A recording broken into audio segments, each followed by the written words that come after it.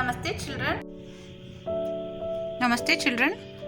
We are going to see the new lesson land, soil, water, natural vegetation and wildlife.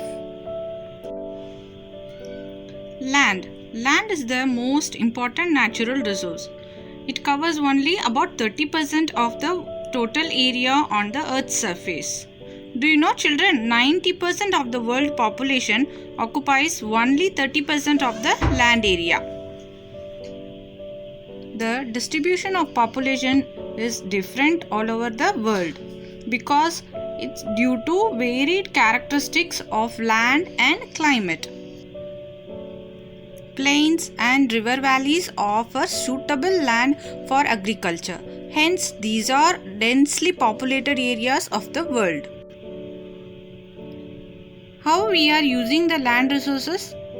Yes, we are using the land resources for different purposes such as agriculture, forestry, mining, building houses, roads and setting up of industries.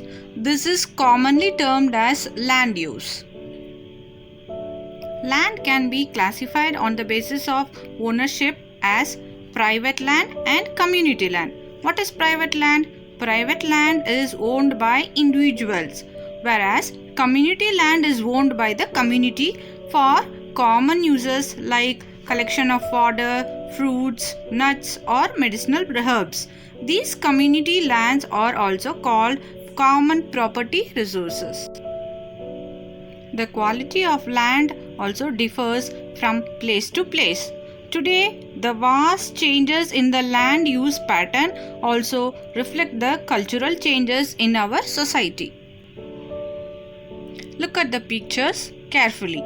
How we are using the land from one period to another period, how we are using the land resource. The conservation of land resources is very important.